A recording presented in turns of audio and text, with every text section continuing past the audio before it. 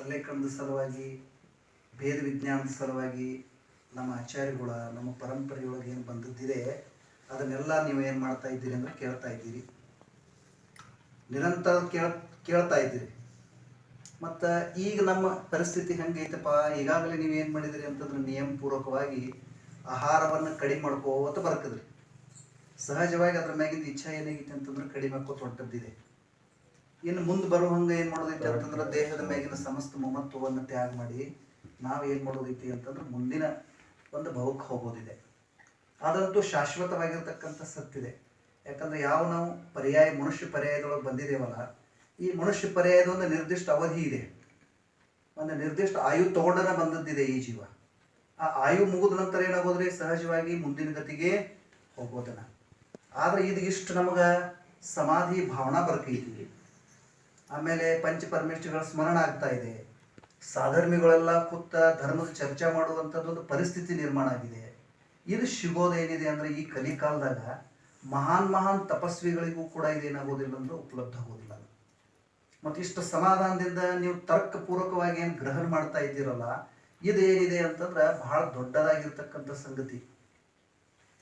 ಯಾಕಂದ್ರೆ ಸೂರ್ಚಂದ್ ಅಂತ ಹೇಳಿ ಒಬ್ರು ಕವಿ ಆಗಿದ್ದಾರೆ, ಸೂರ್ಚಂದ್ ಅಂತ ಹೇಳಿ. ಅವರ ಸಮಾಧಿ ಮರಣ ಪಾಠ ಅಂತ ಹೇಳಿ ಬರ್ತಾರೆ. ಸುಮಾರು ಒಂದು 60-70 ಪದ್ಯದವರು ಹಿಂದಿಯೊಳಗೆ. ಸೂರ್ಚಂದ್ ಅಂತ ಹೇಳಿ ಕವಿದಾರ್ರಿ ಸಮಾಧಿ ಮರಣ ಪಾಠ ಅಂತ ಹೇಳಿ ಬರ್ತಾರೆ. ಅದ್ರೊಳಗ ಬಹಳ ಸುಂದರವಾಗಿರ್ತಕ್ಕಂಥ ವಿಷಯವನ್ನೆಲ್ಲ ಹೇಳಿದ್ದಾರೆ. ಏನ್ ಹೇಳಿದಾರಪ್ಪ, ಬಹಳ ದಿನಗಳಿಂದ ಬಹಳ ಸಮಯದೊಳಗಿಂದ ನಾವು ಅಂದ್ರೆ ಹಿಂದಿನ ಅನಾದಿ ಕಾಲವನ್ನು ನೋಡಿದ್ವಿ ಅಂದ್ರೆ ಅದಕ್ಕೇನು ಲೆಕ್ಕಿಲ್ಲ. ನಾವು ಎಂದಿಂದ ಇದೆವು, ಅನಾದಿ ಅಂದ್ರೆ ಎಂದತ್ ಕೇಳೋದನ್ನ ಇಲ್ಲ, ಅಷ್ಟು ಸಮಯದಿಂದ ಅನಾದಿಯಿಂದ ನಡೆದದ್ದನೇ ಐತ್ರಿ. ಅಂದಿನಿಂದ ನಾವಿದೆವು. ಆದ್ರೆ ನಾವು ಏನು ಮಾಡಲಿಲ್ಲ ಅಂತಂದ್ರೆ ನಮ್ಮ ಈ ಪರ್ಯಾಯವನ್ನು ಬಿಟ್ಟು ದಾಟಿ ಹೋಗ್ಲಿಲ್ಲ, ಪಂಚಮ ಗತಿಗೆ ಹೋಗ್ಲಿಲ್ಲ. ನಾವು ಯಾಕೆ ಹೋಗ್ಲಿಲ್ಲ ಅಂದ್ರೆ ಯಾವ್ಯಾವ ಪರ್ಯಾಯದೊಳಗೆ ನಾವು ಹೋಗ್ತೇವಲ್ಲ. ಈಗ ಮನುಷ್ಯ ಪರ್ಯಾಯದಾಗ ಬೈದೇವೆ. ಈಗ ಮನುಷ್ಯ ಪರ್ಯಾಯದಾಗ ಬಂದಾಗ ಈ ದೇಹದ ಪ್ರಾಪ್ತಿ ಆಗೈತಿ ನಮ್ಗೆ. ಈ ದೇಹದೊಳಗೆ ನಮ್ದು ಏನಾಗೈತಿ ಅಂತಂದ್ರೆ ಏಕತ್ವ ಭಾವನೆ ಆಗೈತಿ. ದೇಹ ಅಂದ್ರ ನಾ, ಈ ದೇಹ ಅಂದ್ರ ನಾ ಎಲ್ಲಿ ತನಕ ನಮ್ಮಲ್ಲಿ ಬುದ್ಧಿ ಇದೆ ಅಲ್ಲಿಯವರೆಗೆ ಈ ದೇಹದಿಂದ ಬಿಡುಗಡೆ ಇಲ್ಲ. ಈ ಮನುಷ್ಯ ಪರ್ಯಾಯದೊಳಗೆ ಬಂದಾಗ ಇದು ಮನುಷ್ಯ ದೇಹ ನಂದಂತೇವು. ತಿರಿಯಂಚು ಪರ್ಯಾಯದೊಳಗೆ ಹೋದಾಗ ತಿರಿಯಂಚು ಶರೀರ ನಂದು ಅನ್ಕಿದೆವು. ನಾರ್ಕಿ ಅವ ಬಿ ಕೂಡ ತನ್ನ ಶರೀರ ಸಂಬಂಧಿ ಅವಂಗ ಮಮತ್ವಿದೇನೆ. ಭಯಂಕರ ದುಃಖದಾಗೈತ ನರ್ಕದೊಳಗೆ ಇರ್ತಕ್ಕಂಥ ಜೀವ, ಆದ್ರೂ ಕೂಡ ಅದ್ರ ಮೇಲೆ ಮಮತ್ವಿದೆ. ಇನ್ನು ದೇವ ಪರ್ಯಾಯದಾಗ ಹೋಯ್ತು ಅಂದ್ರೆ ಕೇಳಿಸ್ತೈತಲ್ರಿ, ಕೇಳಿಸ್ಕೈತ್ರಿ. ದೇವ ಪರ್ಯಾಯದಾಗ ಹೋದೋ ತಿಳಿರಿ, ಅಲ್ಲಿ ದೇವಕ್ಕೆ ಬಿ ಕೂಡ ತನ್ನ ಶರೀರದ ಮೇಲೆ ಏನೈತಿ ಅಂದ್ರೆ ಮಮತ್ವ ಬುದ್ಧಿನೇ ಐತ್ರಿ. ಎಲ್ಲಾ ಪರ್ಯಾಯದೊಳಗೆ ಇದ್ರ ಮೇಲೆ ಮಮತ್ವ ಮಾಡ್ಕದೇವನ ಇದರಿಂದ ನಮ್ಗೆ ಏನಾಗವಲ್ತು ಅಂದ್ರೆ ಬಿಡುಗಡೆ ಆಗ್ತಾ ಇಲ್ಲ. ಹಂಗಾದ್ರೆ ಇದ್ರ ಮೇಗಿನ ಮಮತ್ವವನ್ನು ಕಡಿಮೆ ಮಾಡಿ ಮನುಷ್ಯ ಪರ್ಯಾಯದೊಳಗೆ ಮಾತ್ರ ಸಾಧನ ಮಾಡ್ಲಿಕ್ಕೆ ಅವಕಾಶ ಇದೆ. ತಿರಿಯಂಚಗಳಲ್ಲಿ ದೇವದೊಳಗಂತೂ ಸಲ್ಲೇಖನ ಸಂಬಂಧನೇ ಇಲ್ಲ, ನಾರ್ಕಿಗಳಲ್ಲಿನೂ ಸಂಬಂಧ ಇಲ್ಲ.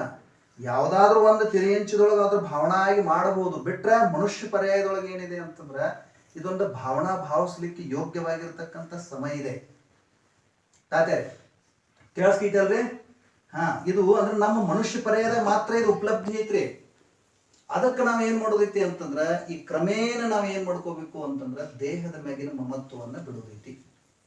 ಈಗ ಎಷ್ಟೋ ಜನ ಮುನಿರಾಜರ ನದಿ ದಡಕ್ಕ ತಪಸ್ಸ ಮಾಡ್ಕೊತ ಕೂತಿದ್ರಿ, ಹೊಳಿ ದಂಡಿಗೆ ಹಿಡಿದ ಕೆಳಗ ತಪಸ್ಸ ಮಾಡ್ಕೊತ ಕೂತಿದ್ರಿ. ಭಯಂಕರ ಜೋರ್ ಮಳೆ ಆಯ್ತು, ಮತ್ತೆ ದೊಡ್ಡ ಪ್ರವಾಹ ಬತ್ರಿ. ಆ ಪ್ರವಾಹದೊಳಗೆ ಎಲ್ಲಾ ಮುನಿರಾಜರು ಹರ್ಕೊಂಡು ಹೋದ್ರು. ಆದ್ರೆ ಯಾರೂ ಕೂಡ ನನ್ನ ಉಳಿಸ್ರಿ, ನನ್ನನ್ನು ಕಾಪಾಡ್ರಿ ಅನ್ನುವಂತ ಭಾವನಾ ಯಾರೂ ಮಾಡ್ಲಿಲ್ಲ. ಯಾಕ? ಇದು ದೇಹ ಮೇಗಿನ ಮಮತ್ವ ಏನ್ ಮಾಡಿದ್ರು ಅಂತಂದ್ರೆ ಅವ್ರು ಬಿಟ್ಟು ಕೊಟ್ಟಿದ್ರು. ಅಂದ್ರೆ ದೇಹದ ಮೇಲಿನ ಮಮತ್ವ ಎಷ್ಟು ನಮ್ದು ಹೋಗ್ತಿತ್ತಲ್ಲ ಅಷ್ಟು ನಾವೇನಾಗ್ತೇವೆ ಅಂದ್ರೆ ಸುಖಿ ಆಗ್ತೀವಿ. ಎಲ್ಲಾ ಮೂಲ ತಪ್ಪ ಕೆಲಸಗಳಿಗೆ ಕಾರಣ ಯಾವುದಂದ್ರೆ ದೇಹ ಅಂದ್ರ ನಾ, ಮತ್ತೆ ಇವರೆಲ್ಲ ನಮ್ಮವ್ರು.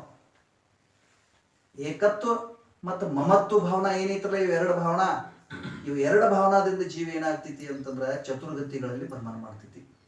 ಆಯ್ತು. ಸೂರ್ಚಂದ್ ಒಂದು ಪ್ರಶ್ನೆ ಮಾಡ್ತಾರ ನಮ್ಗೆ. ಏನ್ ಪ್ರಶ್ನೆ ಮಾಡ್ತಾರಪ್ಪ, ಎಷ್ಟೋ ಜನ ಮುನಿರಾಜರಿಗೆ ಏನ್ ಮಾಡಿದ್ರು ಅಂತಂದ್ರೆ ಅನೇಕ ಪ್ರಕಾರ ಉಪಸರ್ಗಗಳನ್ನು ಕೊಟ್ರು, ಅನೇಕ ಪ್ರಕಾರ ಉಪಸರ್ಗಗಳನ್ನ ಸಹನ ಮಾಡಿದ್ರು. ಈ ಸುಕೌಶಲ್ ಮುನಿಗಳ ನೆನಪೈತ್ರಿ ನಿಮಗ? ಸುಕೌಶಲ್ ಮುನಿ ಸುಕೌಶಲ ಮುನಿ ಗೊತ್ತಿಲ್ಲ. ಕತೆ ಹೇಳಲು ಗೊತ್ತಾಗತ್ತೆ. ಹಾ ಅದನ್ನ ಹೇಳ್ರಿ ಸುಕೌಶಲ ಮುನಿರಾಜರಿದ್ರು, ಸುಕೌಶಲ ಅಂತ ಹೇಳಿ.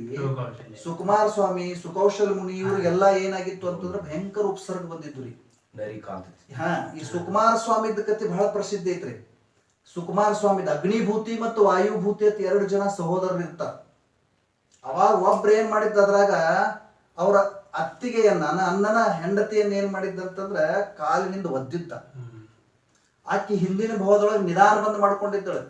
ನೀ ಯಾವ ಕಾಲಲ್ಲಿ ನನಗೆ ಒದ್ದಿಲ್ಲ, ಅದೇ ಕಾಲನ್ನ ನನ್ನ ಮಕ್ಕಳ ಜೊತೆಗೆ ಬಂದ ತಿಂದಿಲ್ಲ ಅಂದ್ರೆ ನೋಡಂತ ಹೇಳಿ ನಿಧಾನ ಬಂದ್ ಮಾಡ್ಕೊಂಡಿದ್ದಳ್ರಿ. ಮುಂದೆ ಕರ್ಮಧರ್ಮ ಸಂಯೋಗದಿಂದ ಏನಾಯ್ತು ಅಂತಂದ್ರ ಇವರು ಸುಕುಮಾರ ಸ್ವಾಮಿ ದೊಡ್ಡ ಶ್ರೀಮಂತರ ಮನೆಯೊಳಗೆ ಜನ್ಮ ಆಯ್ತು. ಇವ್ರು ಅತ್ಯಂತ ಸುಕುಮಾರ ಇದ್ರಿ. ಅದ್ರ ಬಹಳ ಕೋಮಲ್ ಇದ್ರು, ಭಯಂಕರ ಕೋಮಲ್ ಇದ್ರ.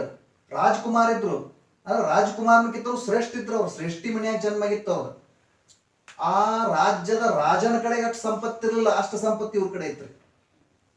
ಅಂತ ಮನೆಯೊಳಗೆ ಹುಟ್ಟಿದ್ರು. ಮತ್ತು ಅವ್ರ ತಂದೆ ದೀಕ್ಷಾ ತಗೊಂಡು ಹೋಗಿದ್ರು. ಈ ಮಗ ಹುಟ್ಟಿದ ಕೂಡಲೇ ಏನ್ ಹೇಳಿದ್ರು ಅಂತಂದ್ರೆ, ನೀವು ಯಾರನ್ನಾದ್ರೂ ಮುನಿಗಳನ್ನ ನೋಡಿದಂದ್ರ ಅಥವಾ ಮುನಿಗಳದ್ದು ಏನಾರ ವಚನ ಕೇಳಿದಂದ್ರ ನೀವು ದೀಕ್ಷಾ ತಗೋತಾ ಆಗಾವ್ ಹೇಳಿದ್ರು. ಹಿಂಗಾಗಿ ಅವ್ರ ತಾಯಿ ಏನ್ ಮಾಡಿದಳು ಅಂತಂದ್ರ, ಸುತ್ತಲೂ ಕೂಡ ಎಲ್ಲೂ ಮುನಿರಾಜರು ಬರಬಾರ್ದಂಗೆ ಎಚ್ಚರಿಕೆ ಇಟ್ಟಿದ್ದಳಕ್ಕೆ. ಎಲ್ಲೂ ಮುನಿಗಳು ಬರ್ತಕ್ಕದ್ದಲ್ಲ. ಹಾ, ಆಮೇಲೆ ಇವ್ರ ಅಗದಿ ಎಲ್ಲ ಸುಖದ ಸುಪ್ಪತ್ತಿ ಒಳಗಿದ್ರು. ಇವ್ರು ಎಷ್ಟು ಕೋಮಲ್ ಇದ್ದಂದ್ರ, ಗಾದಿ ಕೆಳಗ ಒಂದು ಕೂದ್ಲಿದ್ರೆ ಅವ್ನು ಚುಸ್ತಿತ್ರಿ. ಅದು ಹಾ, ನೆಲದ ಮೇಲೆ ಹೋಗ್ತಿರ್ಕಿಲ್ಲ, ರತ್ನಗಂಬಳಿ ಮೇಲೆ ನಡೀತಿದ್ದವ. ಇಷ್ಟು ಸುಕುಮಾರ ಇದ್ದ. ಆದ್ರೆ ಕರ್ಮಧರ್ಮ ಸಂಯೋಗದಿಂದ ಏನಾಯ್ತು ಅಂತಂದ್ರ, ಅವ್ರ ತಂದೆನೇ ಒಂದು ದಿವಸ ಏನಾದ್ರು ಅಂತಂದ್ರ, ಅವ್ರ ಊರೊಳಗಿರ್ತಕ್ಕಂಥ ಮಂದಿರದೊಳಗೆ ಅವ್ರ ತಾಯಿಗೆ ಗೊತ್ತಿಲ್ದಂಗೆ ಬಂದ, ರಾತ್ರಿ ಬಂದು ಬೆಳಗ್ಗೆ ಹೋಗೋರಿದ್ರು. ಅವ್ರು ಪರ್ಮಿಷನ್ ತಗೊಂಡ್ ಬಂದಿದ್ರು. ಅವಾಗ ಬೆಳಗ್ಗೆ ಏನವ್ರು ಸಾಮಾಯಿಕ ಮಾಡ್ಕೊಳ್ಳೋಂಥ ಸಮಯದೊಳಗೆ ಸ್ತುತಿ ಮಾಡ್ತಾ ಇದ್ರು ನೋಡ್ರಿ. ಅದು ಸ್ತುತಿದ್ದ ಶಬ್ದ ಕೇಳಿಸ್ತ್ರಿ ಅವ್ರಿಗೆ. ಅಷ್ಟ ಸಾಕ. ಲಗಚ್ಚ ಏನಾಯ್ತು ಅಂತಂದ್ರ, ಕ್ಷೋಕ್ಷಮದೊಳಗೆ ಏನಾಯ್ತು ಅಂದ್ರೆ ಜ್ಞಾನದ ಪ್ರಫುಲ್ಲಿತ ಆಯ್ತು. ತಕ್ಷಣ ಶೀರಿಗಳನ್ನು ಕಟ್ಟಿ ಕೆಳಗಿಳದ. ಯಾಕಂದ್ರೆ ಬಾಗಲದಿಂದ ಹೋಗ್ಲಕ್ಕ ಅವ್ರ ತಾಯಿ ಪರ್ಮಿಷನ್ ಇಲ್ಲಾಗಿತ್ತು. ಮ್ಯಾಳ್ಗಿ ಮೇಗಿನ ಜಿಗದ ಏನಾದ್ರು ಅಂತಂದ್ರೆ ಅರಣ್ಯ ಹೊಂಟ್ರು. ಆ ಮುನಿರಾಜರ ಕಡೆ ಹೋಗಿ ದೀಕ್ಷಾ ತಗೊಂಡ್ರು. ಮತ್ತೆ ಅರಣ್ಯದೊಳಗೆ ಹೋದ್ರು. ಅವ್ರು ಹೆಂಗ ನಡೀತಾರಲ್ಲ ಹಂಗೆಲ್ಲ ಕಾಲಿನ ರಕ್ತ ಹತ್ಕೊತ್ ಹೋಗಿದ್ರಿ, ಬಿದ್ದು ಹೋಗಿದ್ದ. ಮತ್ತ ಸಹಜ ಕರ್ಮಧರ್ಮ ಸಂಯೋಗದಿಂದ ಅದೇ ಅತ್ತಿಗೆ ಏನ್ ಹಿಂದೆ ಒದ್ದಿರ್ಲ, ಅದ ಅತ್ತಿಗೆ ಏನಾಗಿದ್ದಳು ಅಂತಂದ್ರ, ತನ್ನ ಮಕ್ಕಳ ಜೊತೆಗೆ ಆ ಮರಿಗಳನ್ನ ಕರ್ಕೊಂಡು ನರಿ ಆಗಿದ್ದಳು. ಒಂದು ತಾಯಿ 2 ನರಿ ಮರಿ. ಅವು ಎರಡೂ ಆ ರಕ್ತದ ವಾಸನೆ ಹಿಡ್ಕೊಂಡು ಏನಾದ್ರು ಅಂದ್ರೆ ಬಂದು ರೀ, ಅಲ್ಲೇ ಸುಕುಮಾರ ಸ್ವಾಮಿ ಕೂತಿದ್ರು, ಯೋಗ ಧಾರಣ ಮಾಡ್ಕೊಂಡು ಕುಂತಿದ್ರು. ಅವಾಗ 3 ದಿವಸ ತನಕ ಅವ್ರ ದೇಹವನ್ನ ಆ ನರಿಗಳು ಮತ್ತು 2 ಮರಿಗಳು ಹರಿದು ತಿನ್ಕತ್ತಿದ್ರು. ಆದ್ರೂ ಕೂಡ ಅವ್ರು ಕಿಂಚಿತ್ ಏನಾಗಲಿಲ್ಲ ಅಂದ್ರೆ ವಿಚಲಿತ ಆಗಲಿಲ್ಲ, ಧ್ಯಾನದಿಂದ ಎಳ್ಳೇ ಇಲ್ಲ. ಯಾಕಂದ್ರೆ ದೇಹ ನಂದಲ್ಲ ಅನ್ನೋದು ಅಷ್ಟು ದೃಢವಾಗಿ ಅವ್ರು ಏನ್ ಮಾಡಿದ್ರು ಅಂತಂದ್ರೆ ನಂಬಿದ್ರು. ಆ ಪ್ರಕಾರ ಆಚರಣೆ ಇತ್ತು. ಅದ ಆಚರಣೆಗೆ ಏನಂತ ಕರೆದ್ರು ಅಂತಂದ್ರೆ ವೀತರಾಗ ಚಾರಿತ್ರ. ಅದೇ ಅದು ಆ ಚಾರಿತ್ರ ಖರೆ ಏನೈತಿ ಅಂತಂದ್ರೆ ನಮ್ಮನ್ನು ಮುಕ್ತಿಗೆ ತೆಗೆದುಕೊಂಡು ಹೋಗುವಂಥದ್ದೈತಿ. ಅವ್ ನರಿಗಳಂತೂ ಪಾಪ ಬಂದಕ್ಕೆ ಕಾರಣ ಆಯ್ತ್ರಿ. ಆದ್ರೆ ಇವ್ರು ಮಾತ್ರ ಏನಾದ್ರು ಅಂತಂದ್ರೆ ಅಲ್ಲಿಂದ ಸದ್ಗತಿಯನ್ನ ಪಡ್ಕೊಂಡ್ರು. ಅಂದ್ರೆ ಅಷ್ಟೇನ್ ನಮಗ್ ತ್ರಾಸ ಐತೆನ? ಅಷ್ಟೇನ್ ತ್ರಾಸ ಇಲ್ಲ. ಎಷ್ಟೋ ಜನ ಮುನಿರಾಜರನ್ನು ಉಪಸರ್ಗದ ಸಮಯದೊಳಗೆ ಏನ್ ಮಾಡಿದ್ರು ಅಂತಂದ್ರೆ ಹಿಡ್ಕೊಂಡ ಶತ್ರುಗಳು ಎಲ್ಲೆಲ್ಲೋ ದೂರ ದೂರ ಅರಣ್ಯಗಳೊಳಗೆ ಎಸೆದ್ರು. ಆದ್ರೂ ಕೂಡ ಅವ್ರು ಕಿಂಚಿತ್ತು ಕೂಡ ವಿಚಲಿತ ಆಗಲಿಲ್ಲ. ಅಷ್ಟೇನ್ ನಮಗ್ ತೊಂದರೆ ಐತೆನ? ಇಲ್ಲ. ಅಂದ ಬಳಕ ನಾವೇನ್ ಮಾಡ್ಕೊಳ್ಳೋದೈತಿ ಅಂತಂದ್ರೆ ನಮ್ಮ ಸ್ವರೂಪದ ಸಾಧನ ಮಾಡೋದು ಮುಖ್ಯ ಇದೆ. ಪಂಚ ಪರಮೇಷ್ಠಿಗಳದ್ದು ನೆನಪು ಮಾಡ್ಕೊಳ್ಳೋದಾಗ್ಲಿ, ಪಂಚ ಪರಮೇಷ್ಠಿಗಳು ಹೇಳಿರ್ತಕ್ಕಂಥ ಮಾರ್ಗವನ್ನ ನಾವೇನ್ ಮಾಡ್ಕೊಳ್ಬೇಕು ಅಂತಂದ್ರೆ ನಿರಂತರ ಚಿಂತನದೊಳಗೆ ಇಟ್ಕೊಳ್ಳೋದೈತಿ. ಮುಖ್ಯ ಒಂದ ಸೂತ್ರ ಏನ್ರಿ? ಇದು ದೇಹ ಬೇರೆ, ಒಳಗಿರುವಂತ ಆತ್ಮ ಬೇರೆ. ಪರಮಾತ್ಮ ಪ್ರಕಾಶದೊಳಗೂ ಕೂಡ ಯೋಗಿಂದು ಪ್ರಭು ಏನ್ ಮಾಡಿದಾರಂದ್ರೆ ಅದನ್ನೇ ಹೇಳಿದರು. ಪರಮಾತ್ಮ ಹೆಂಗಾಗೋದ? ಬಹಿರಾತ್ಮತನವನ್ನ ಬಿಡೋದು, ಅಂತರಾತ್ಮ ಆಗೋದು ಮತ್ತು ಸ್ವರೂಪದೊಳಗೆ ಮಗ್ನ ಆದಿ ಅಂತಂದ್ರೆ ಪರಮಾತ್ಮ ಅವಸ್ಥೆ ಏನಾಗ್ತೈತಿ ಅಂತಂದ್ರೆ ಪ್ರಾಪ್ತ ಆಗ್ತೈತಿ. ಅದಕ್ಕಿದೇನು ನಿಮಗೆ ಸಾಧನಾ ಇದೆಯಲ್ಲ, ಇದು ಸಾಧನಾ ಏನೈತಿ ಅಂದ್ರೆ ಅಪೂರ್ವಿದೆ. ಇದು ಎಲ್ಲರಿಗೂ ಗೊತ್ತಾಗ್ಬೇಕು. ನಮಗ ಯಾಕೆ ಗೊತ್ತಾಗಬೇಕು? ನಿಮ್ಮದು ವರ್ತಮಾನ ಏನೈತಲ್ಲ, ಇದು ನಮ್ದೆಲ್ಲರದು ಭವಿಷ್ಯ ಐತಿ. ನಿಮ್ಮದು ಈ ಪರಿಸ್ಥಿತಿ ಏನೈತಲ್ಲ, ಇದು ನಾಳೆ ನಮ್ಗೆ ಎಲ್ಲರಿಗೂ ಏನಾಗೋದಿದೆ ಅಂದ್ರೆ ಬರುವಂಥದ್ದಿದೆ. ಅವಾಗೂ ಕೂಡ ನಮ್ಮದೆಲ್ಲ ಸದ್ಭಾಗ್ಯ ಇತ್ತಂದ್ರ ನಮಗಿದೆಲ್ಲ ಸಂಯೋಗ ಏನಾಗ್ತೈತಿ ಅಂದ್ರೆ ಸಿಗ್ತೈತಿ. ನಿಮ್ಮದು ಪುಣ್ಯದ ಉದಯ ಭಾಳ ಇದೆ. ಅದಕ್ಕೆ ಎಲ್ಲ ಪರಿವಾರದವರು ಕೂಡ್ಕೊಂಡು ಏನು ಮಾಡ್ತಾರಂದ್ರೆ ಧರ್ಮ ಚರ್ಚೆ ಮಾಡುವಂಥದ್ದು ಯೋಗ ಇದೆ. ಇದು ಯೋಗ ಸಿಗೋದೇನಿದೆ ಮಹಾನ್ ದುರ್ಲಭ ಇದೆ. ಜಗತ್ತಿನಾಗ ಎಲ್ಲ ಸಿಗ್ತೈತ್ರಿ, ಧರ್ಮ ಸಿಗಂಗಿಲ್ಲ. ಅದು ಪುಣ್ಯ ಜೀವಿಗಳಿಗೆ ಮಾತ್ರ ಏನಿದೆ ಅಂತಂದ್ರೆ ಆ ಸಂಯೋಗಗಳು ಸಿಗ್ತಾವ. ಅದಕ್ಕೆ ನೋಡಿ, ಸಹಜ ನಿಮ್ಮ ಊರೊಳಗೆ ಎಲ್ಲ ಪಂಡಿತ್ಜಿಗಳದಾರು, ಶಾಸ್ತ್ರಿಗಳದಾರು, ಹೇಳುವಂಥವ್ರದಾರು, ಕೇಳುವಂಥವ್ರದಾರು. ಅದ್ರ ನಿಮ್ಮ ಜೋಡಿ ಚರ್ಚಾ ನಡೆದೈತಿ. ಅವಾಗ ನಿಮಗೆ ಉಪಯೋಗ ಎಲ್ಲ ಧರ್ಮಮಯ ಆಗಿರೋದ್ರಿಂದ ನಮಗೆ ಸಹಜವಾಗಿ ಏನಾಗ್ತೈತಿ ಅಂತಂದ್ರೆ ಇದೊಂದು ಯೋಗ ಪ್ರಾಪ್ತ ಆಗ್ತೈತಿ. ಅದಕ್ಕೆ ದೇಹದೊಳಗ ಏನೇ ಬದಲಾವಣೆಗಳು ಬಂದ್ರೂ ಬರಲಿ, ಅದ್ರ ಬಗ್ಗೆ ನಮಗೀಗ ಏನಿಲ್ಲ, ರಾಗಿಲ್ಲ, ದ್ವೇಷ ಇಲ್ಲ. ನಾ ಏನಿದಾನಂದ್ರೆ ಭಗವಾನ್ ಆತ್ಮ ಇದನು, ನಾ ಆತ್ಮ ಇದನು, ನನ್ನ ಸಾಧನ ನಾ ಮಾಡ್ಕೊಳ್ಳೋದೈತಿ. ಎಲ್ಲ ಪಂಚೇಂದ್ರಿಯ ವಿಷಯಗಳಿಂದ ನಮ್ದು ಏನಾಗೈತಿ ಅಂತಂದ್ರೆ ಇಚ್ಛಾ ದೂರ ಆದದ್ದಿದೆ. ಮತ್ತು ಕ್ರಮೇಣ ನಿಯಮ ಪೂರ್ವಕವಾಗಿ ನಿಮ್ಮದು ಏನು ನಡೆದಿತ್ರಿ, ಈಗ ಸಲ್ಲೇಖನದ ವಿಧಿ ನಡೆದಿದೆ. ಅದು ಏನಿದೆ ಅಂತಂದ್ರೆ ಮಹಾನ್ ಭಾಗ್ಯದಿದೆ. ಅದಕ್ಕೆ ನಾವು ಚಿಂತನೆ ಏನು ಮಾಡೋದ, ಇದು ದೇಹ ಏನಿದೆ ಅಂತಂದ್ರೆ ಅದಕ್ಕೆ ಸಮಂತಭದ್ರ ಸ್ವಾಮಿ ಸಲ್ಲೇಖನ ಅಧಿಕಾರ ಅಂತೂ ಬರ್ತಾರೆ. ರತ್ನಕರಣ ಸಾವಕಾಚಾರ ಐತಲ್ಲ, ಅದರ ಸಲ್ಲೇಖನ ಅಧಿಕಾರ ಇದೆ.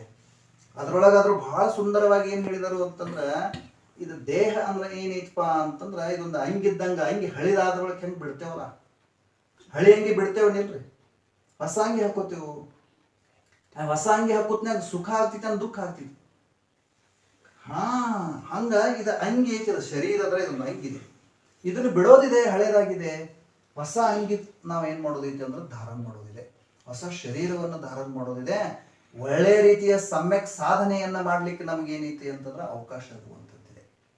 ಅದಕ್ಕೆ ನಾವು ಸಮಾಧಿ ಅನ್ನುವಂಥದ್ದು ಏನೈತಲ್ಲ, ನಿಜವಾಗಿ ಸಮಾಧಿ ಅಂತಂದ್ರೆ ಮರಣದ ಹೆಸರು ಸಮಾಧಿ ಅಲ್ಲ, ಮರಣ ಆಗೋದು ಸಮಾಧಿ ಅಲ್ಲ. ನಮ್ಮೊಳಗೆ ನಾವು ಇರೋದು ಸಮಾಧಿ ಇದೆ. ನಮ್ಮೊಳಗೆ ನಾವು ಇರ್ಬೇಕು, ನಮ್ಮ ಉಪಯೋಗವನ್ನು ಸಾವಕಾಶವಾಗಿ ನಮ್ಮಲ್ಲಿ ತೊಡಗಿಸ್ಬೇಕ. ಅವಾಗಿದ್ದು ದೇಹದ ವಿಯೋಗ ಹತ್ರ ಆಯು ಮುಗಿತಂದ್ರೆ ಹೋಗಿತ್ರ, ಅದ್ರ ಬಗ್ಗೆ ನಮ್ಗೆ ವಿಚಾರ ಇಲ್ಲ. ನಮ್ಮೊಳಗೆ ನಾವಿದ್ದು ಸುಖಿ ಆಗೋದ್ರ ಹೆಸರು ಏನಿದೆ ಅಂದ್ರೆ ಸಮಾಧಿ ಇದೆ. ಅಂತ ಸಮಾಧಿ ಸಾಧನಾಕ ಎಲ್ಲರೂ ಕೂಡ್ಕೊಂಡು ನಾವು ಅದನ್ನು ಒಂದಕ್ಕೊಂದು ಚರ್ಚೆ ಮಾಡ್ಕೊಂಡು ನಮ್ಮ ದೇಹದ ಮೇಗಿನ ಮಮತ್ವವನ್ನು ಕಡಿಮೆ ಮಾಡ್ಲಕ್ಕ ಯಾವ ಮಾರ್ಗವನ್ನು ಅನುಸರಣೆ ಮಾಡ್ತೇವಲ್ಲ, ಅದು ಜಿನೇಂದ್ರ ಪ್ರಭುಗಳ ಮಾರ್ಗೇ. ಒಂದ ಲೋಕದೊಳಗೆ ಅದು ಒಂದ ಏನೈತಿ ಅಂತಂದ್ರೆ ನಮ್ಮನ್ನ ಪಂಚಮಗತಿಗೆ ತೆಗೆದುಕೊಂಡು ಹೋಗುವಂಥದ್ದಿದೆ. ಅಂಥ ಮಾರ್ಗದೊಳಗೆ ನಮ್ದೆಲ್ಲರದ್ದು ಏನಾಗಿದೆ ಅಂದ್ರೆ ಜನ್ಮ ಆಗಿದೆ. ಅದಕ್ಕೆ ಅಂಥ ಒಂದು ಮಾರ್ಗದೊಳಗೆ ಜನ್ಮ ಆದದ್ದಕ್ಕೆ ಇಷ್ಟೆಲ್ಲ ಅನುಕೂಲತೆಗಳು ಸಿಗ್ತಾ ಇದೆ. ಭೋಗ ಸಾಮಗ್ರಿಗಳು ಸಿಗೋದು ಬಹಳ ಮಹತ್ವ ಅಲ್ಲ, ತೀತೇನ್ರಿ. ಧಾರ್ಮಿಕ ಒಂದು ವಿಚಾರವನ್ನ ಮಾಡ್ತಕ್ಕಂಥ ಜನರ ಸಂಯೋಗ ಆಗೋದೇನಿದೆ ಅಂದ್ರೆ ಬಹಳ ದುರ್ಲಭ ಇದೆ ಈಗಿನ ಕಾಲದೊಳಗ್ರಿ, ಪಂಚಮ ಕಾಲದೊಳಗ. ಅದು ಸುಮ್ಮ ತೇರದಾಳ ನಿಮ್ಮದು ವಾಸುಪೂಜ್ಯ ನಗರದ ಏನಿದೆ ಅಂದ್ರೆ ಮಹಾನ್ ಪುಣ್ಯ ಇದೆ. ಯಾಕಂದ್ರೆ ಎಲ್ರದ್ದು ಏನಿದೆ ಅಂದ್ರೆ ಸಂಯೋಗ ಬಹಳ ಒಳ್ಳೆ ಧಾರ್ಮಿಕ ಒಂದು ವಿಚಾರವಂತರು ಇದ್ದಾರೆ ಎಲ್ಲರೂ. ಹಿಂಗಾಗಿ ಇಂಥ ಸಮಾಧಿಗಳ ಸಂದರ್ಭದಾಗ ಎಲ್ಲರೂ ಕೂಡ್ತಾರೋ, ಧರ್ಮ ಚರ್ಚೆ ಮಾಡ್ತಾರೋ, ಒಬ್ರಿಗೊಬ್ರು ಹೇಳೋದ ಕೇಳೋದ, ಇದು ಬಹಳ ಮುಖ್ಯ ಇದೆ. ಇದು ಇರ್ಲಿಲ್ಲ ಅಂದ್ರೆ ದವಾಖಾನೆ ಒಯ್ತಾರೋ, ಅಲ್ಲಿ ಅನೇಕ ಪ್ರಕಾರದ ಏನ್ ಮಾಡ್ತಾರೋ ಅಂತಂದ್ರೆ ಅವರ ಒಳಗೆ ಏನು ಔಷಧ ಕೊಡ್ತಾರೋ, ಏನೇನ್ ಮಾಡ್ತಾರೋ ಎಲ್ಲ ಅನೇಕ ರೀತಿ ವ್ಯವಹಾರಗಳನ್ನು ಮಾಡ್ತಾರೆ. ಅದನ್ನು ಮಾಡೋಕ್ಕಿಂತನೂ ಇದು ಏನಿದೆಲ್ಲ, ಇದು ರಾಜಮಾರ್ಗ ಇದೆ, ಇದು ಸ್ವತಂತ್ರ ಮಾರ್ಗ ಇದೆ. ಮತ್ತೆ ಎಲ್ಲರಿಗೂ ನಮಗೆ ಅವಕಾಶ ಸಿಗ್ತಿದೆ ಎಲ್ಲ ಸೇವಾ ಮಾಡ್ಲಿಕ್ಕೆ. ವೈಯಾವೃತ್ತಿ ಮಾಡುವಂಥದ್ದು ಏನೋ ಒಂದು ಭಾಗ್ಯ ಇದೆ, ಇದು ಎಲ್ಲರಿಗೂ ಸಿಗೋದಿಲ್ಲ. ಮತ್ತೆ ಯಾರು ನಾವು ವೈಯಾವೃತ್ತಿ ಮಾಡ್ತೇವಲ್ಲ ಅವ್ರಿಗೆ ಮುಂದಿನ ಜನ್ಮದೊಳಗೆ ನಿರೋಗಿ ಶರೀರ ನಿಶ್ಚಿತ, ನಿರೋಗಿ ಶರೀರ ಸಿಗ್ತಿತ್ತು. ಮತ್ತೆ ಯಾವುದೇ ಪ್ರಕಾರದ ಶಾರೀರಿಕ ವ್ಯಾಧಿಗಳು ತೊಂದರೆಗಳು ಏನ್ ಮಾಡಂಗಿಲ್ಲ ಅಂದ್ರೆ ಅವ್ರಿಗೆ ಕಾಡಂಗಿಲ್ಲ. ಸೇವಾ ಮನೋಭಾವ ಇದು ಬಹಳ ಮುಖ್ಯ ಇದೆ. ವೈಯಾವೃತ್ಯ ಮಂದಿರದೊಳಗಿಂದ ಹಿಡ್ಕೊಂಡ ಸಾಧರ್ಮಿಗಳವರೆಗೆ ಎಷ್ಟೆಲ್ಲ ನಾವು ಅನುಕೂಲತೆಗಳನ್ನು ಕೊಡ್ತೇವೆ ಅದೆಲ್ಲವೂ ಕೂಡ ವೈಯಾವೃತ್ತಿ ಇದೆ. ಅದಕ್ಕೆ ಒಬ್ರ ಸಾಧನಾ ಮಾಡ್ಕತ್ರಂದ್ರೆ ಎಷ್ಟು ಮಂದಿಗೆ ಅನುಕೂಲ ಆಗ್ತಿತ್ತು ನೋಡ್ರಿ. ಒಬ್ರ ಸಮಾಧಿ ಪೂರ್ವಕ ಸಲ್ಲೇಖನ ಸಾಧಿಸ್ಕತ್ರಂದ್ರೆ ಎಷ್ಟೆಲ್ಲಾ ಜನರಿಗೆ ಏನಾಗ್ತಿದೆ ಅಂದ್ರೆ ಪ್ರೇರಣೆ ಆಗ್ತಿದೆ, ಎಷ್ಟೆಲ್ಲರಿಗೂ ಅನುಕೂಲ ಆಗ್ತಿದೆ, ಒಂದಿಷ್ಟು ವಿಚಾರ ಮಾಡ್ಲಿಕ್ಕೆ ಸಿಗ್ತದೆ. ಯಾಕಂದ್ರೆ ಮನುಷ್ಯ ಹಂಗ ಕೂತ್ ಏನ್ ಮಾಡಂಗಿಲ್ಲ ಅಂದ್ರೆ ವಿಚಾರ ಮಾಡಂಗಿಲ್ಲ. ಇಲ್ಲಿ ಎದ್ದು ಹೋದ್ರಂದ್ರೆ ಯಾರು ತುಂಬ್ತಾರ್ರಿ, ಕುಡ್ಲಿಕ್ಕೆ ಅವಕಾಶ ಇಲ್ಲ. ಅದ್ರ ಸಹಜ ಒಂದು ಯೋಗ ಕೂಡಿತಪ್ಪ ಅಂದ್ರೆ ಒಂದು 10 ನಿಮಿಷ 15 ನಿಮಿಷ ನಾವು ನಮ್ಮ ಬಗ್ಗೆ ಚಿಂತನೆ ಮಾಡಕ್ಕೆ ಯೋಗ್ಯ ಇದೆ. ನಿಮ್ಮ ಶರೀರ ಇವತ್ತು ಏನಾಗ್ತಾ ಇದೆ ಅಂದ್ರೆ ಶಿಥಿಲಾಗಿ ಸಹಜವಾಗಿ ವಿಯೋಗ ಆಗೋದಿದೆ. ಹಂಗ ನಾಳೆ ನಮ್ದು ಆಗೋದನ್ನಲ್ಲ. ಇಲ್ಲಿ ಯಾರು ಉಳಿತಾರೆ? ಯಾರು ಉಳಿಯೋದಿಲ್ಲ. ಅದಕ್ಕೆ ಎಲ್ರು ನಾವು ಏನ್ ಮಾಡ್ತೇವೆ, ಪೂಜ್ಯಪಾದಾಚಾರ್ಯರ ಇಷ್ಟೋಪದೇಶ ಗ್ರಂಥ ಇರ್ತಾರೆ. ಇಷ್ಟೋಪದೇಶದ 10ನೇ ಗಾಥೆಯೊಳಗೆ ಹೇಳ್ತಾರೆ, ಏನ ದಿಗ್ದೇಶೇಭ್ಯ ಖಗ ಇತ್ಯ ಸಂವಸಂತಿ ನಗೆ ನಗೆ ಸ್ವಸ್ವ ಕಾರ್ಯ ವಶಾದ್ಯಂತೆ ದೇಶ ದಿಕ್ಷು ಪ್ರಗಿ ಪ್ರಗಿ. ಪೂಜ್ಯಪಾದ ಸ್ವಾಮಿ ಇಷ್ಟೋಪದೇಶದೊಳಗೆ ಏನ್ ಹೇಳ್ತಾರಂತಂದ್ರ, ಯಾವ ರೀತಿ ಒಂದು ಗಿಡ ಇರ್ತಿತ್ತಲ್ಲ, ಗಿಡ ವೃಕ್ಷ ಇರ್ತಿತ್ತಲ್ಲ, ಆ ವೃಕ್ಷದ ಮೇಲೆ ಬೇರೆ ಬೇರೆ ಬೇರೆ ಬೇರೆ ದಿಕ್ಕುಗಳಿಂದ ಬಂದ ಹಕ್ಕಿಗಳೆಲ್ಲ ಕುಂಡಿರ್ತಾವ. ಹೊತ್ತು ಮುಳುಗುದಕ್ಕಂದ್ರ ಹೊತ್ತು ಮುಳುಗುದ್ ಕುಂಡಿರ್ತಾವು, ಮತ್ತ ರಾತ್ರಿ ಬಂದು ಅಲ್ಲೇ ಕಳಿತಾವ. ಮತ್ತ ಬೆಳಕಾದ ನಂತರ ಮತ್ತೆ ಏನ್ ಮಾಡ್ತಾವ್ರಿ, ತಮ್ಮ ತಮ್ಮ ದಿಕ್ಕುಗಳಿಗೆ ಏನಾಗ್ತಾವಂದ್ರ ಹಾರಿ ಹೋಗ್ಬಿಡ್ತಾವು. ಹಂಗ ಕುಟುಂಬ ಇದು ವಂಶ ಅನ್ನುವಂಥದ್ದು ಒಂದು ವೃಕ್ಷ ಇದೆ. ಈ ವೃಕ್ಷದ ಮೇಲೆ ನಾವೆಲ್ಲರೂ ಬಂದಿದ್ದೆವು. ನಾವೆಲ್ಲರೂ ಕೇಳಿ ಬಂದೇವೇನು ಇಲ್ಲಿ? ಇಲ್ಲ. ನಮ್ಮ ಸಂಯೋಗದಿಂದ ಏನಾಗಿದೆ, ಸಹಜವಾಗಿ ನಾವೆಲ್ಲರೂ ಇಲ್ಲಿ ಕೂಡಿದೇವ್ರಿ. ಇಲ್ಲಿ ಕೂಡಿದ ಬಳಿಕ ನಾವೆಲ್ಲ ಅವರ ನಮ್ಮವರ, ಇವ್ರು ನಮ್ಮವರ, ಅವ್ರ ಹಿಂಗ ನಾವು ವಿಚಾರಗಳನ್ನು ಮಾಡ್ಕೋತಾ ಇದ್ದೇವೆ. ಆದ್ರೆ ನಮ್ಮ ಸಮಯ ಮುಗಿದ ಬಳಿಕ ಏನ್ ಮಾಡ್ಬೇಕ್ರಿ, ನಾವ ಇಲ್ಲಿಂದ ಜಾಗ ಖಾಲಿ ಮಾಡ್ಲೇಬೇಕಾಗ್ತದೆ. ನಮ್ಮ ದಿಕ್ಕ ನಾವೆಂಥ ಕರ್ಮಗಳನ್ನ ಮಾಡ್ಕೊಂಡಿದ್ದೇವೆ, ಎಂಥ ಭಾವನೆಗಳನ್ನ ಭಾವಿಸಿದ್ದೇವೆ, ಅದಕ್ಕೆ ಸಂಬಂಧಪಟ್ಟಂತ ಗತಿ ಬಂದಾಗ್ತಿದೆ. ಆ ಗತಿ ಪ್ರಯಾಣ ನಾವು ಒಬ್ಬರೇ ಮಾಡಬೇಕು. ಎಷ್ಟು ಜನ ಬಂದಿದ್ಯೋ? ಒಬ್ಬರ ಬಂದಿದ್ಯೋ. ಎಷ್ಟು ಜನ ಹೋಗೋದ? ಒಬ್ಬರೇ ಹೋಗೋದ. ಇಲ್ಲಿ ಬಂದ ಕೂತ್ಕೊಳಕ್ಕೆ ಇವರೆಲ್ಲ ನಮ್ಮವರು ತಮ್ಮವರು ಅನ್ನುವಂತಹ ಮನೋಭಾವನೆಯನ್ನು ನಾವೇನ್ ಮಾಡ್ಕೊಂಡಿದ್ದೀವಿ ಅಂದ್ರೆ ಬೆಳೆಸ್ಕೊಂಡಿದ್ದೀವಿ. ಆಚಾರ್ಯ ಏನ್ ಹೇಳಿದ್ರು ಅಂತಂದ್ರ, ಎಲ್ಲ ಏನಿದೆ ಅಂದ್ರೆ ಮರದಲ್ಲಿ ಸೇರಿದ ಹಕ್ಕಿಗಳಂದದಿ ಸೇರುವುದಗಲುವುದಿಲ್ಲ. ಒಂದು ಮರದೊಳಗಿದ್ದಂತ ಹಕ್ಕಿಗಳು ಕೂಡ್ತಾವ್ವಿ ಮತ್ ಅಗಲ್ತಾವ್ವಿ. ಹಂಗ ನಾವೆಲ್ಲ ಕೂಡಿದೆವು. ಮತ್ ನಮ್ಮ ಸಮಯ ಬಂದಾಗ ನಾವ್ ಏನ್ ಮಾಡ್ಕೋಬೇಕು, ಅಗಲ್ಲೇಬೇಕು. ಹೋಗುತ್ನ್ಯಾಗ ಏನ್ ಮಾಡ್ಬೇಕಂದ್ರ ಸಮಾಧಿ ಪೂರ್ವಕ ನಮ್ಮೊಳಗ ನಾವ್ ಇದ್ದಂತ ಸಮಯದೊಳಗ ದೇಹದ ವಿಯೋಗ ಆಯ್ತು ಅಂದ್ರೆ ನಮ್ದು ಏನಿದೆ ಅಂತಂದ್ರೆ ಸದ್ಗತಿ ಆಗ್ತಿದೆ. ಸದ್ಗತಿ ಯಾಕ? ಈಗಂತೂ ಮೋಕ್ಷ ಇಲ್ಲ. ಪಂಚಮ ಕಾಲದೊಳಗೆ ಏನಿಲ್ರಿ, ಮೋಕ್ಷಕ್ಕೆ ಹೋಗಂಗಿಲ್ಲ. ಹಂಗಾದ್ರೆ ಸದ್ಭಾವನೆಗಳನ್ನ ಮಾಡಿ ಸದ್ಗತಿಗೆ ಹೋದಿವಿ ಅಂದ್ರೆ ನಾವು ಮುಂದಿನ 4 ಬಹುದೊಳಗೆ ಏನಾಗಬಹುದು ಅಂತಂದ್ರೆ ಸಾಧನೆಯ ಮಾರ್ಗದ ಮೇಲೆ ಹೋಗಿ ಮುಕ್ತಿ ಮಾರ್ಗವನ್ನು ಹಿಡ್ಕೊಂಡ ಮುಕ್ತಿಗೆ ಹೋಗಬಹುದು. ಆ ಕಾರಣದಿಂದ ಎಷ್ಟು